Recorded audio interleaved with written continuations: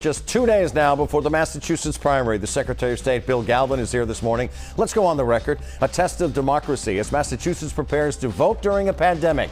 Voting by mail will be tested as never before. Are we ready? The man entrusted with that job joins us right now as we go on the record.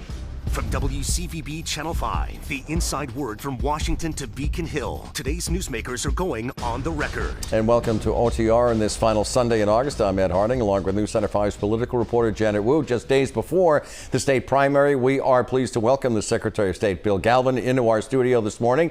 And as always, we are keeping all social distancing protocols in our large space here in Needham, doing everything we can to stay safe during the COVID-19 pandemic here in Studio C. Mr. Secretary, it's great to have you with us this morning. Thank you for your time. All of you.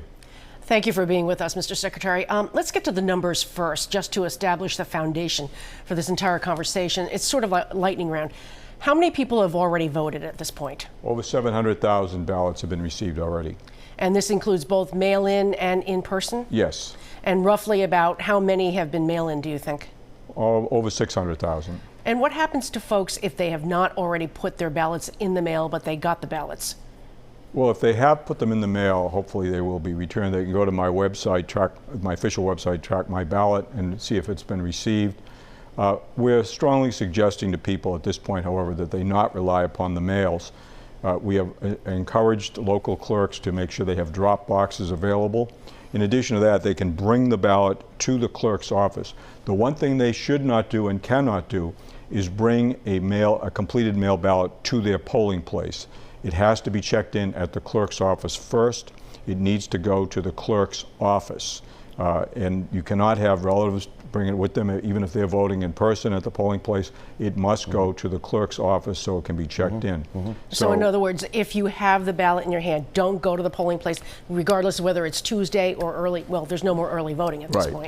Right. So you just said in total we have, what, 700,000 who have already cast their ballot? In excess of that. In excess of that. So the question here is, do you think in-person voting on Tuesday will be less or more? What do you think? Well, of course it's going to be less because this represents such a high percentage of our voters who have already come out.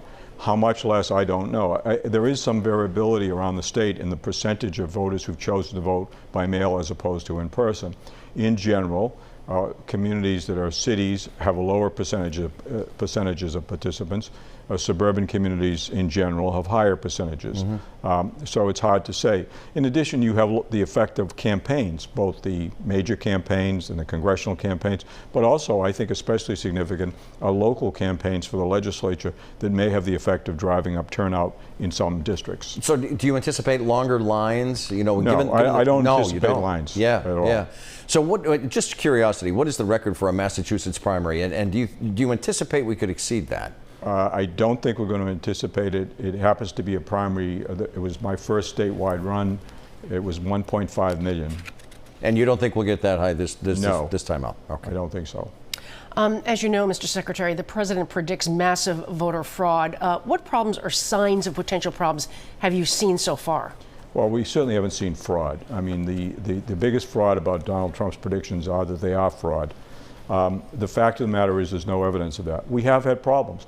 This has been a very complex process. I surely know in Massachusetts, never before have we attempted to provide such options to voters to vote by mail. And there have been administrative problems. I'm very grateful to the local election officials, the clerks and their staffs for making this work as much as they have. But we have had problems. And some voters rightfully are complaining about the delay in getting their ballot or having perhaps got the wrong ballot. Hopefully for November we'll do better. But I think on balance it's been very successful. Most voters have found it an easy opportunity to vote, make sure they didn't have to put themselves at risk. So I'm optimistic. I am concerned, and we have a very tight system in place to protect the integrity of the process. We barcoded all the materials the voters have received. We're carefully tracking voters when they come back in with their ballots. So we're very, very careful about it. We're also aware that in the past, when we have ever experienced problems here in Massachusetts, it's not voters who generate problems, it's candidates. And in the past, when we've had those rare instances of that occurring, I have moved vigorously to prosecute those people, and in fact, in a couple of instances, they've gone to jail. So we've given that warning to everybody, and I don't anticipate serious problems. So when you talk about these barcodes, are you saying, in other words, that if someone tries to vote by mail and then they show up to vote as well on Tuesday, these They barcodes won't be would on the prevent list. that from That's right. happening. They won't be on the list. Yeah, yeah. So how confident are you that city and town clerks are able to handle this new system? And the bottom line here, the bottom line of the question is get the result by Tuesday night. Let me start with first how they've been able to do so far. They've done remarkably well under the circumstances.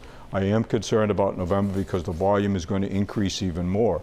As far as the results are concerned, we have seen what's occurred in other states. To that end, we are anticipating there'll be some communities that will do some central tabulation, that is to say, tabulation not occurring at the individual polling places of some of the mail-in ballots. Mail-in ballots that are received on primary day will in fact be counted at the local polling place, but there will be some central tabulation as well. However, none of that's going to occur before 8 p.m. on Tuesday. You anticipate, I did want to just logistically follow up, and you just nailed it. Nothing gets counted before 8 p.m. on Tuesday, Correct. Right? Okay, good. Now, what about a recount? Do you predict or can you foresee a possible I wish I recount? could. I can only tell you that when you have multiple candidates running in contests, especially if it's contested, closely contested, you could have a recount. Just 2 years ago, we had a 120 vote result in the 3rd Congressional District. It took us a week to recount. One of the practical problems that even the courts have recognized is that a recount under these circumstances, pandemic circumstances, if it's a hand count recount as the statute allows, is going to be very time consuming and difficult.